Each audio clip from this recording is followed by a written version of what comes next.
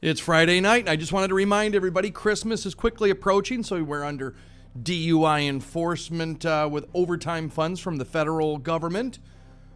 If you're asked to do field sobriety tests, do not do field sobriety tests. Politely say, officer, I refuse to do any field sobriety tests. Why? Because they don't work. They don't work. Just earlier this week, I had an evidentiary hearing. It went spectacular. A week before, I emailed the prosecutor who forwarded this email to the officer for cross-examination purposes. Check it out.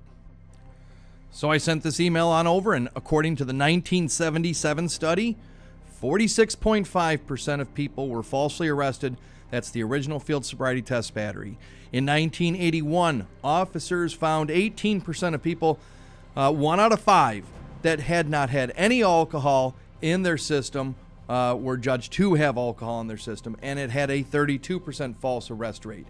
The Florida study, which a lot of these officers nowadays rely upon, 18% of people below 08 had 5 or 6 clues on that fancy eye test that officers love to use, and nearly half of them had 4 or more clues, which is a fail according to these officers. And also in the Florida study, 70% of people under 08 had 2 or more clues on the walk and turn. That's that heel to toe test.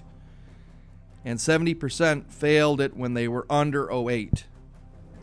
In the Colorado study, 1 in 8 people under 05 had 4 or more clues. That means that significantly below the legal limit, still failing the eye test. The San Diego study found that 1 in 3 drivers under 08 had at least 4 HGN clues. That's 30 out of 81, or 37%. And over 1/2 of those with a back under 08 had 2 or more clues on the walk and turn. These are sober people that are under the legal limit failing these field sobriety tests.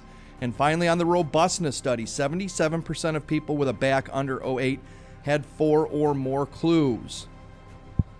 And you can't forget my JAMA study, the Journal of the American Medical Association, with its shocking and stunning findings from just this last August, which amongst other things found that 83.3% of people with absolutely no alcohol and no marijuana in their system failed the walk and turn test.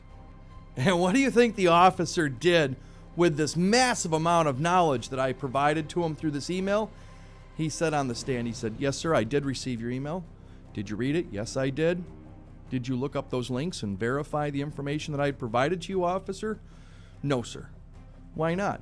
"I didn't think that it was necessary."